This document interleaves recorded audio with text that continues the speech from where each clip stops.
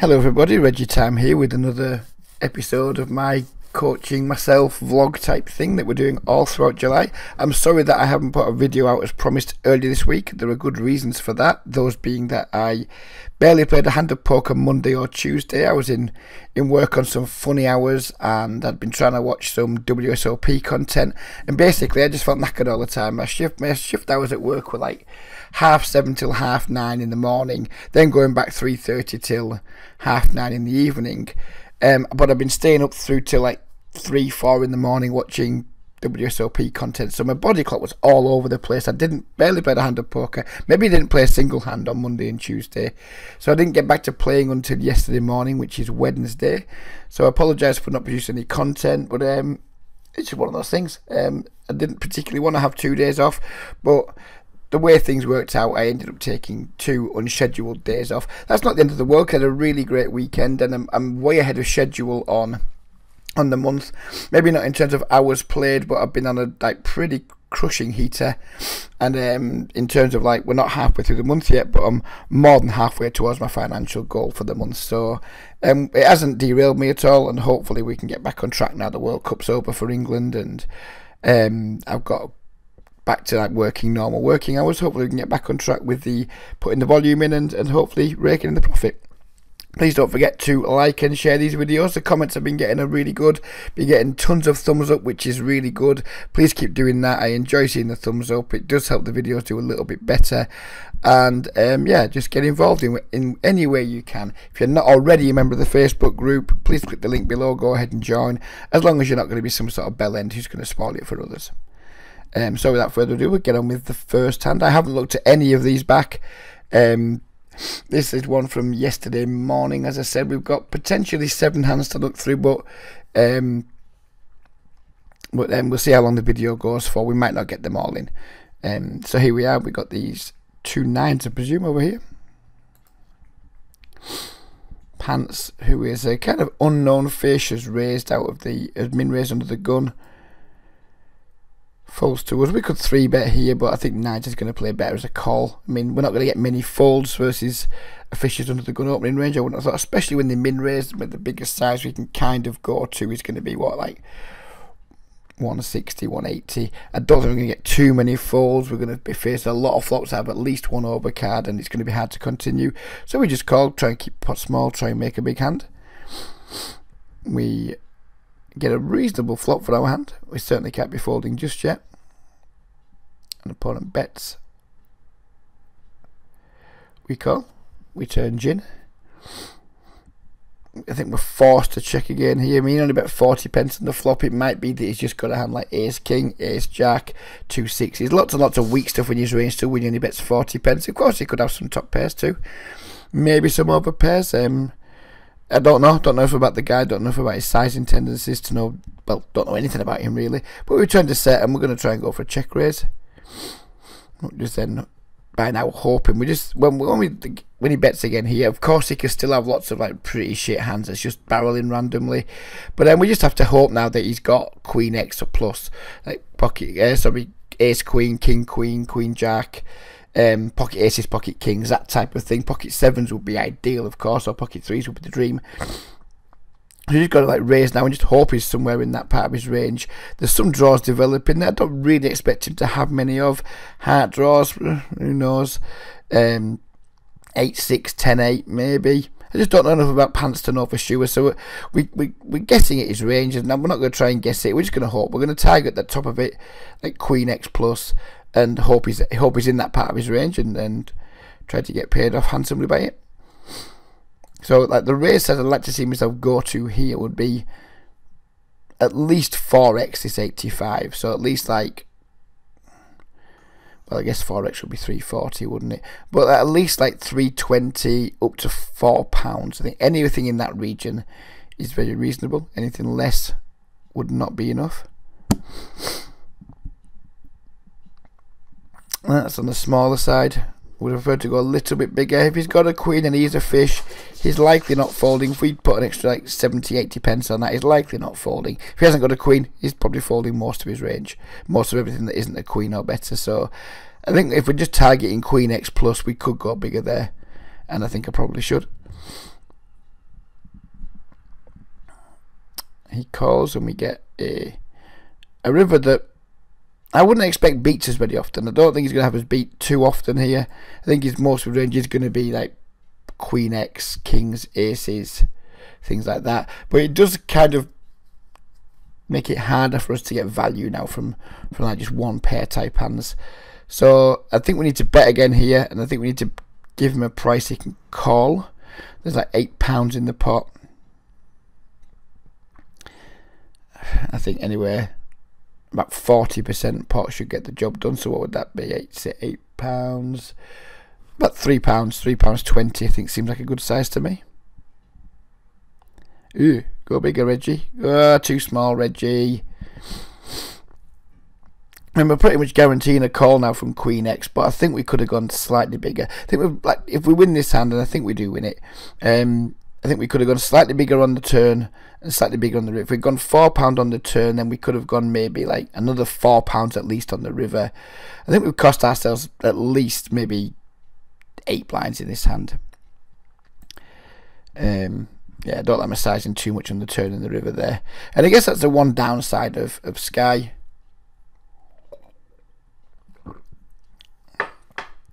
Is that you're not always given massive amounts of time to think about your bet sizing. You've got to think about what your action's going to be, then you've got to think about your sizing.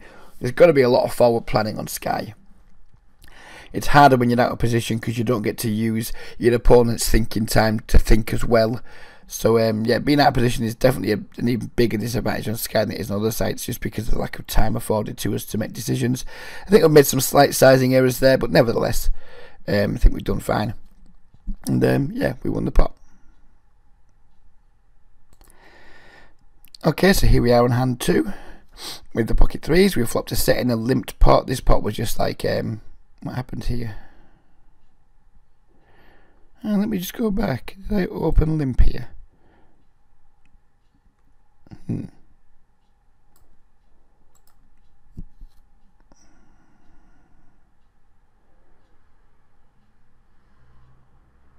I know we overlimped. That's fine.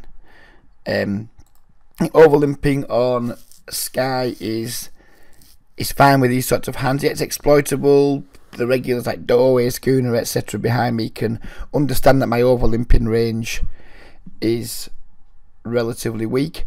But there's a hand last night that I didn't capture on video because it was like after I'd recorded. I'd got about 4 or 5 hands captured last night and just stopped recording, where I overlimped with aces and managed to get a limp raised in against like a isolation, a call, and then a large 3-bet. So as long as I'm balancing it, but with sometimes, not all the time of course, but sometimes overlimping aces, kings, queens, ace, king, etc. Not at a high frequency, I'm not going to pretend I am, but occasionally when I've got the right players behind who I think might be more aggressive than others, I think it's fine, and I am doing that, or I'm trying to do it. Am I perfectly balanced? Probably not, but am I mixing some of that stuff in? Yes, I absolutely am. I think if you only limp your weak stuff or overlimp your weak stuff, then you are going to be like pretty exploitable. But if you do mix the occasional strong hand in there just to keep yourself at least a little bit balanced, I think it's fine. So that's my thoughts on overlimping.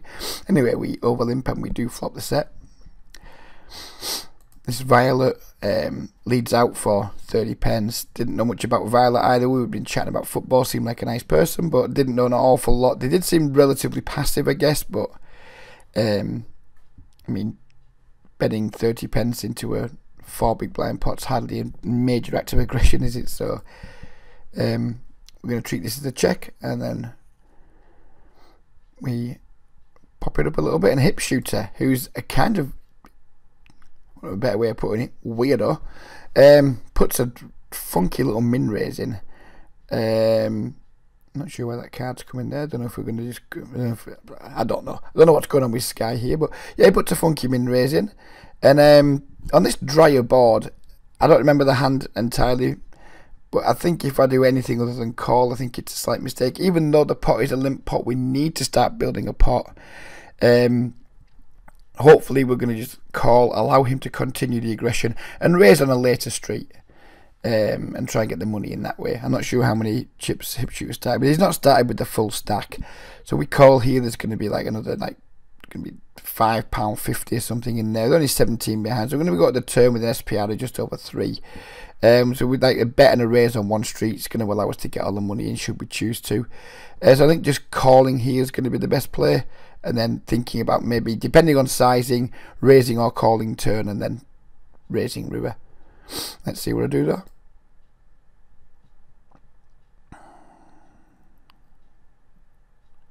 Yep, I think calling's fine here.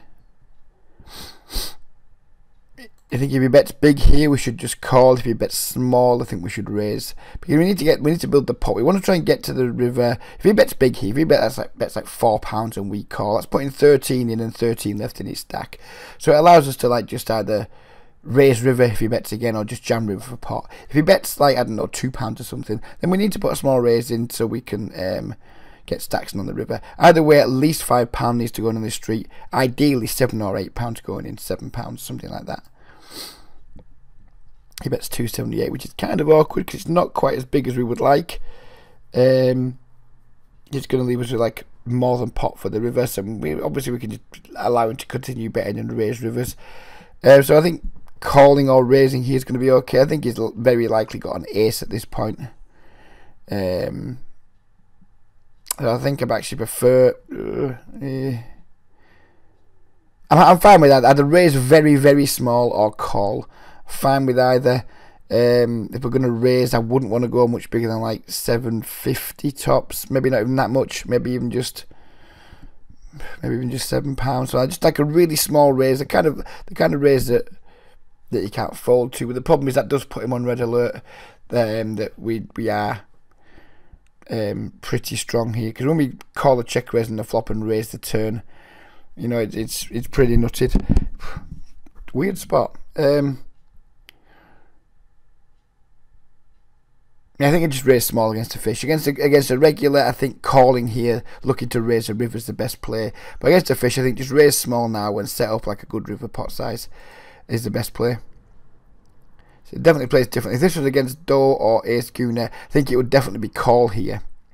If they check raise flop, we call turn, then we spring the trap on the river by jamming over their third barrel or what have you. But against a fish, I think it's just raise small is better. Raise small, jam river, or raise small, don't fold.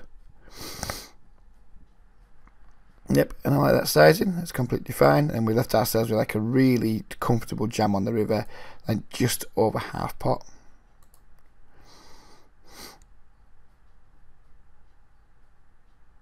And our opponent folds. So, I mean, I'm guessing he maybe had a weak ace. I don't know what. Maybe. It's hard to say what he has because he's such a weird player. He might have just been fucking around. He might have been fucking around on the flop and picked up some kind of draw on the turn. Who knows? But yeah, I think we maybe won the maximum there. Maybe if we don't raise turn, he bets river slightly bigger than our turn raise was. Who knows? It's close. But yeah, I like the hand, and it was another one in the win column. So here we are, we moved on to the evening session now. This is post England's World Cup exit. I wasn't particularly emotionally invested in it, so I'm not going to pretend that any of the wins and losses from here are anything related to that. But we've got a very interesting hand. Remember this hand against Shad, and I'll be honest with you, I'll give you a warning, there is some potential spew incoming here from me in this hand. Shad's an interesting dude. If Shad, I don't think Shad's a bot, but if Shad was playing on a site like 888 or Party Poker, I would strongly think he was a bot, because he does a lot of the same things over and over and over. He's remarkably consistent in the way he plays. He's got this like really high button min raise, really high small blind min raise. He checks a ton of stuff out of position. He just does the same things over and over and over and over. I haven't got a handle on what parts of his range he's doing with it yet. I'm only just starting to pay some close attention to him, so hopefully I'm going to be looking to try and find some exploits pretty soon on Shad. He's an interesting dude. I don't think for a second he's a bot, but he plays like you might expect a bot to, in that he does the same things a lot. I'm just not sure yet. He does them well, and it's hard to get to showdown with him. When they do get to showdown with him, typically I've not found him bluffing very often. He's just like been pretty calm with his weak stuff and pretty aggressive with his stuff that you'd want to be aggressive with, either be that draws or strong made hands. So yeah, he's a solid player. I find him difficult at the moment. I'm sure I'll get my head around him. But yeah, definitely one of the guys that's giving me some problems at the moment. Not massive ones, but nevertheless giving me some problems. So here we are, onto the hand.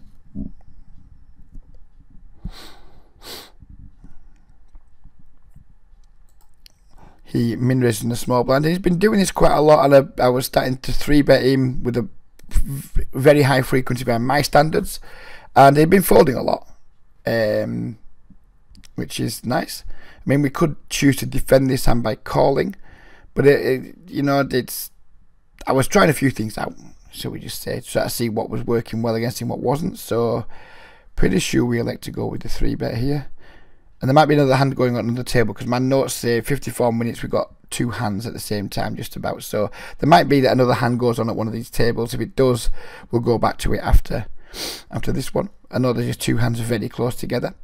So yeah, he min raises. We elect to pump it up.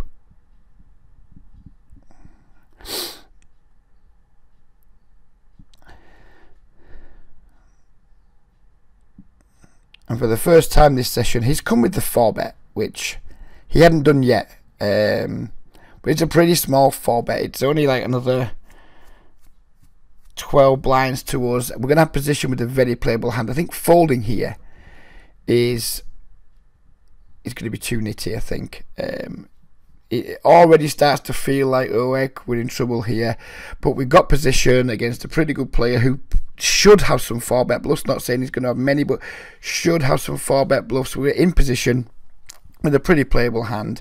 I think we need to call here. I'd prefer to be a little bit deeper. I think, would I? How deep were we?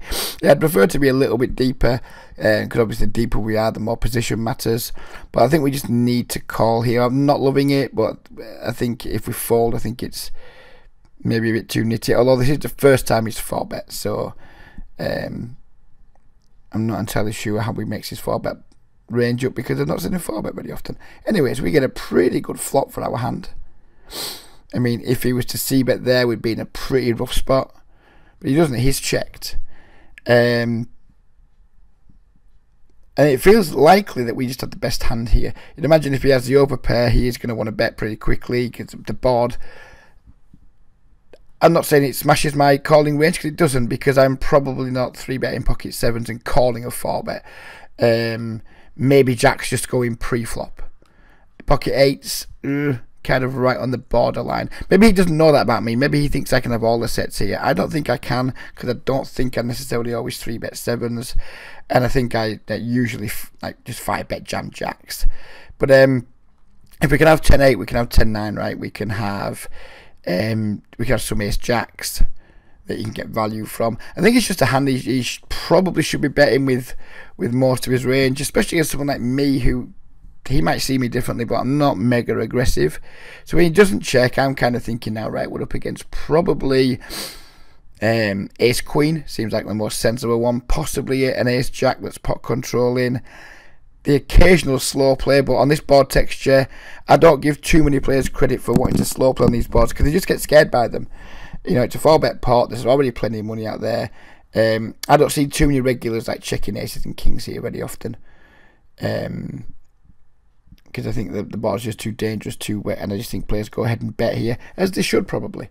So I'm just thinking to myself, I've probably got the best hand. If I don't, then we've probably got, or we hope we've got, because I don't think he has 7s and 8s very often at all. I think he can have pocket jacks for the sets, aces, kings, and then like ace queen, ace king, that type of thing. I think his range is pretty narrow and well defined here as probably aces, kings, queens, ace jack, in terms of like his hands that are better than ours, and then like ace king, ace queen, stuff like that. Maybe just some random air that's giving up, who knows. So I think we should probably bet here to deny equity. If we get raised, then it depends on our sizing what we do. We either go for a small bet just to like try and milk a call from ace king, ace queen, like a crying call, or we go with like a really enormous bet and just commit to the hand. I remember what I did, and I think looking back now, I think I could have done something slightly differently. I think we should make a bet here that commits us. I think if we bet small, he can just like jam a lot of stuff against us that puts us in a tough spot. So I think we should bet a committing size here. But I elected to go with an over bet, which in hindsight I don't think I like very much. I think betting 7 or 8 here achieves the same as what I end up going like with a really massive bet, and I think we could have bet less than and still committed ourselves. This could be spew. I'm not sure. Would I bet if I did have a set of jacks here? I absolutely wouldn't bet this size, for example. Not that I would have a set of jacks because I would have got it in pre. If I did have a set of 8s, I would never have gone this size. I think this is bad play by me. This is me like trying to figure out what to do against a regular who I suspect's probably pretty good. And this is me, I don't know, just trying to be funky. I think we could even just check back here and play some turns and rivers. I think I've definitely slaughtered this one. I'm not proud of this hand by any stretch of the imagination. But as I said before, we're not just putting hands in that we think we played well. We're putting hands in that we think create interesting spots and talking points. And if we butcher one, well, we butcher one. Everyone fucking slaughters hands every day of the week. Even the best players in the world slaughter hands.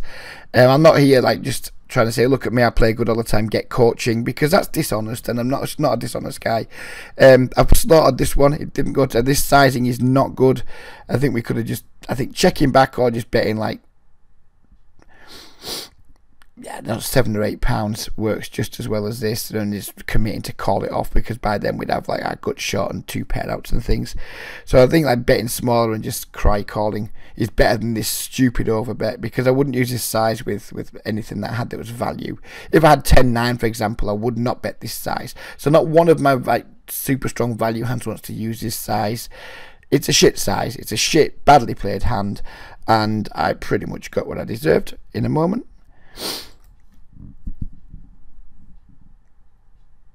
Hopefully this hand ends before this one gets to the interesting point over on table 3.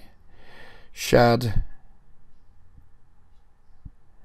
Tanks, jams it in. We have like the easiest call ever, and here's the 2 kings. And we do not get there. So that is not a well hand played by Reggie. Well played hand by Reggie. Talk about myself in the third person. What a massive cunt I am. Not a well played hand by me, and we got duly punished for it, as you should. You know, you play a hand badly, you not deserve to get punished, but you're going to get punished, and we did. We royally got punished here. On to this, I'm going to have to wind it back just a little bit here, aren't we, to get to the action on this ace queen. What's happened? So we had a race from Duesenberg, another pretty decent regular. He's not in Shad's league, I don't think, but he's decent enough. He certainly makes money in the games, plays well. We could 3-bet the ace queen, but we want to let these fish in the pot here. This Lucky and Tim Bobbingo. We flop top pair, top kicker.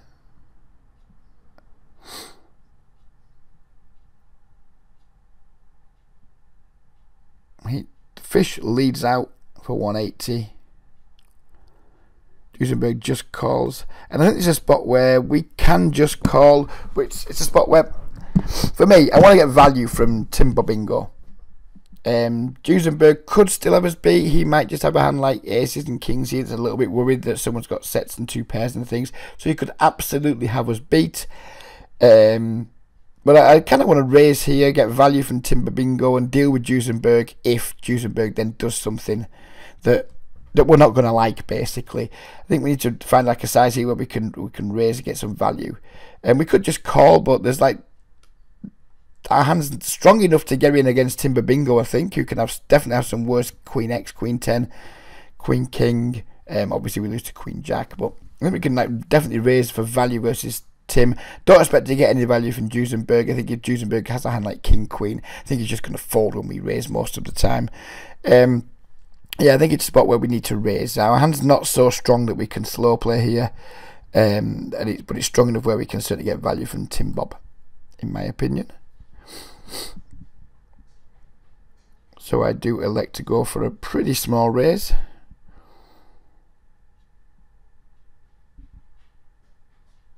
Tim Bob calls.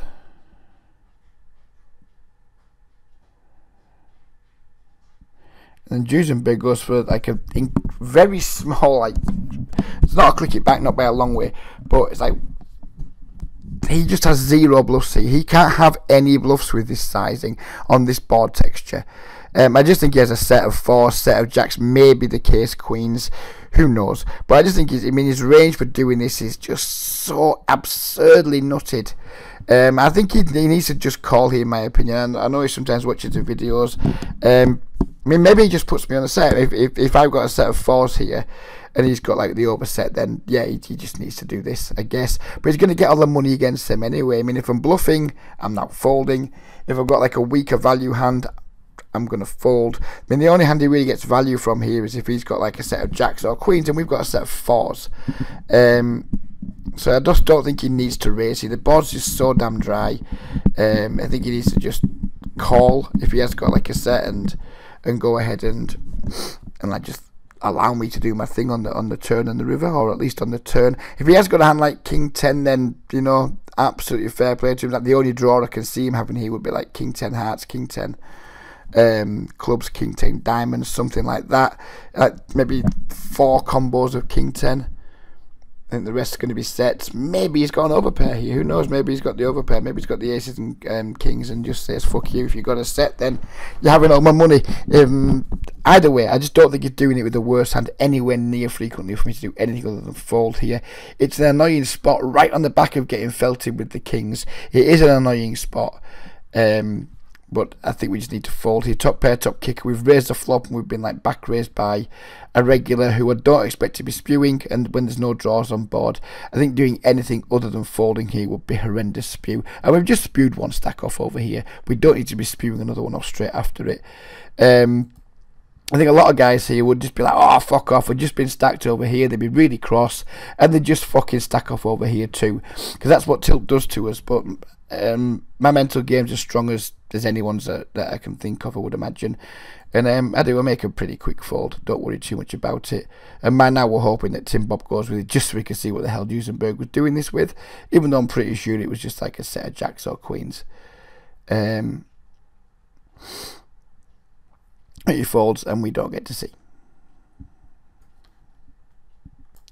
So here we are, on to table number 1 here. We have pocket 10s, we have raise from the button. Lollipop is 3-bet. Lollipop's a fish. He's not massively aggressive. He's a bit cally and what have you. So he does 3-bet. I'm going to assign him a range of overpairs and just like big cards most of the time. He's not the type of player, I think, not the type of fish who's splashing around here with 8-9 suited, for example, or 10-jack suited, stuff like this. So I think he's going to have like high cards and overpairs most of the time. But we can't fold pocket 10s to a 3-bet from a fish for this size.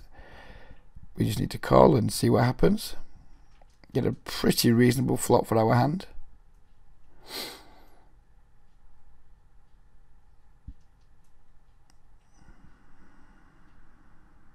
Lollipop goes for the very large C-bet.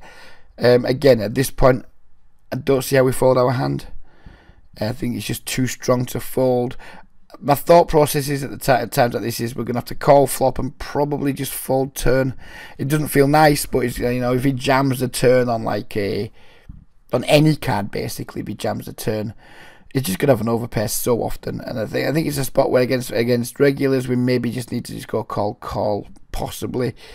But against fish, I think like call flop fold turn.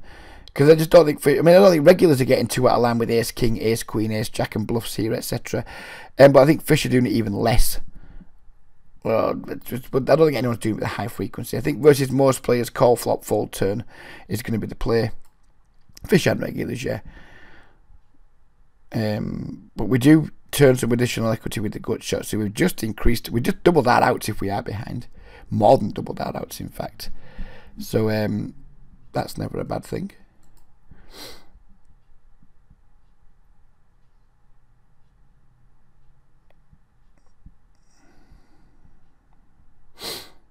Lollipop does check, and I think at this point, I mean, it's a trivial jam. If he does like have a hand like jacks through aces or whatever, he's just getting a bit scared or whatever. He's just gonna stack us. There's not much we can do about it. We have picked up some additional equity, and jamming here just to like deny equity to all his overcards it's completely fine in my opinion. If we get called by a worse hand, by a better hand, tough shit for us. Maybe sometimes they can call with a worse hand, who knows. I doubt it, very much doubt it. But you never know. We occasionally get called by a worse. When we usually get called by better, but we have like a sliver of equity against. And a lot of the time we're just going to deny equity here and just make him fold, which is a completely fine result. We do jam.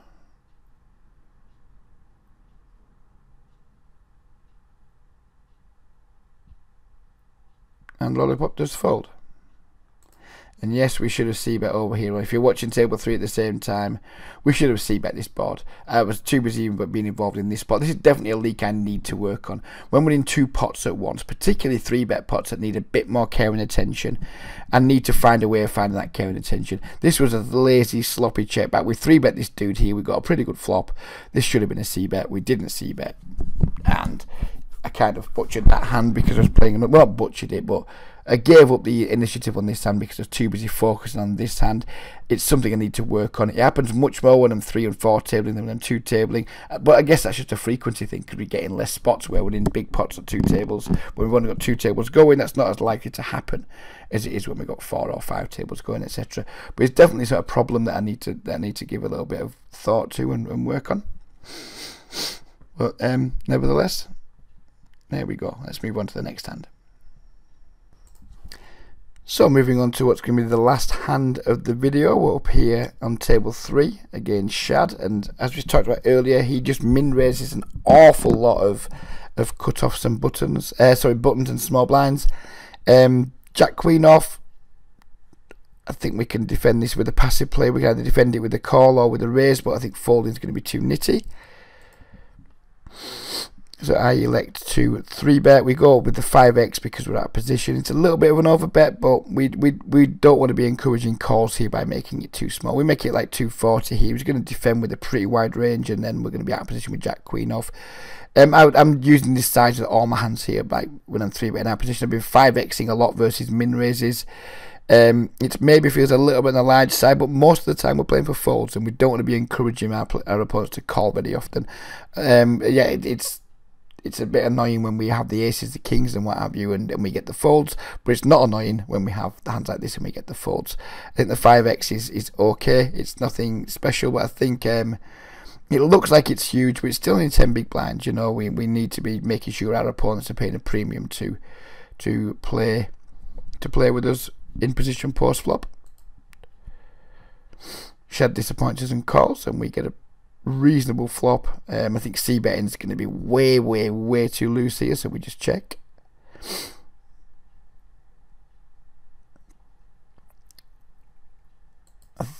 Do I want us to bet this turn or not?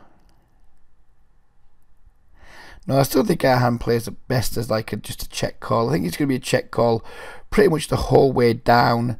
I don't expect Shad to have too much king x here. I think ace king probably 3-bets, 4-bets pre. With us having a queen and the king and the queen being out there, it doesn't have that much king queen, or king jack. King 10 suited maybe, I guess. But I expect him to have like some ace jack here some of the time, some ace 10 maybe, and just some like 10-9 suited, just some like suited connector stuff that hasn't improved, that might start betting if we start checking. I just don't think our hand's a bet here. Don't think it should be a bet in almost any scenario. What do I do? So I go and fucking bet. I don't like this bet. This is bad. This is me, to be frank, me getting outplayed by Shad in the way of just not knowing what to fucking do against him. I need to do some serious work on Shad. I need to be making sure that I'm recording videos and recording every session and like monitoring his big pot, see how he plays his ranges, because I know fuck all about him other than I think he plays pretty well. Yeah, I think this is a mistake, this bet. I think it should just be a check again. So I guess we get to deny equity to like his ace x, and well, that's fucking nonsense. Just check, Reg, you fucking clown. This is a bad bet. We just need to check here, I think. But what this video is telling, looking back at these now, because now I mean, it's an easy check. It's a super easy check call on the turn. It's an incredibly easy check call. Clearly that Shad's got into my mind or under my, not under my skin would be the wrong word, but I was finding him quite annoying, but not annoying in like just annoying that I just couldn't fucking figure out a way to beat him. Basically, he definitely had the ascendancy on me in this session, and maybe a couple of sessions previously. My goal for the next few days is to like watch Shad, record lots of sessions with Shad in, and like mark down the big pots he plays, like find out what he's bluffing with, find out how he's value betting, find out how he's playing his value range, his bluffing range, etc., and just try and get a handle on him, because at the minute I don't have one. So this is like a good exercise for me today to remind me to do that. This bet's fucking awful, should not have made it. It's trivial check call, you fucking idiot, Reggie. Anyway, he calls, we get like a shit river, because it's like calling range in the turn can contain some ace-x, because our bet's pretty small, like ace-10, ace-jack's probably not going to fold, but it can also have some like maybe suited stuff, I don't know, like a 10-9 suited, 8-7 suited, 8-9 suited, maybe even 8-7 suited. They didn't want to bet the flop or whatever, I don't know.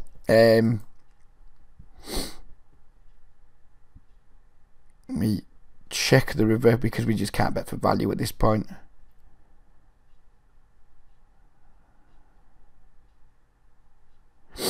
Shad bets, and because we bet the turn, this is now a fucking stupid weird spot. It's a weird spot if we didn't. If the turn just went check check, I think it's probably going to have to be a call. But because we bet the turn, it eliminates some of his bluffs now, I guess. Maybe not. Maybe he calls with his flush draws on the turn anyway. I don't know. This hand's it's a second hand that I've completely fucked up against Shad, and it's because he absolutely had the psychological ascendancy on me. He was playing better than me. He was finding better situations than me, and he probably knew it, you know. And there's no shame in that. Sometimes you're going to play sessions against people who just like whatever you do, it doesn't seem to fucking work. You can't get tilted by it. You have to learn from it, and I'm going to learn from this. I'm going to go. I understand now. I need to understand Shad better. There's lots of times where Shad and I are playing in the exact situations like this, where we're short-handed against a weaker player, and I can't allow Shad to have the psychological ascendancy against me in that spot, and I always get the better of me because he's not gonna make me worth playing, you know. They get just me, Shad, and one fish. If Shad's got like a big edge on me, then I need to have an even bigger edge against a fish to make that profitable. I'm not saying I'm gonna get to a situation where I have an edge on Shad. Maybe I will, maybe I won't. But I can't allow him to have like the ascendant, like the advantage out of me last night. Because last night, I'll be honest with you, Shad was owning me. And maybe this call was just out of a little bit of frustration or what, I don't know. But I did elect to make the call. Remember the hand.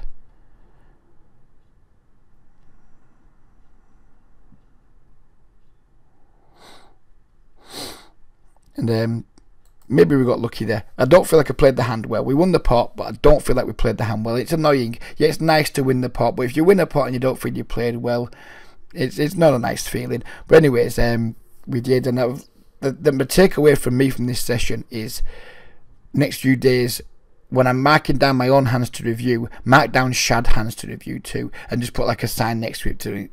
And I'll do that. I won't be doing that on video because it's not fair on Shad, but I will be doing it in my own time, and hopefully we can start to figure out how to play a little bit better against him than we have like the last few days. But that's the end of the video. Hope you've enjoyed it. If you have got to this point and you haven't hit the like button yet, then please do. And we'll be back. I'm not sure when.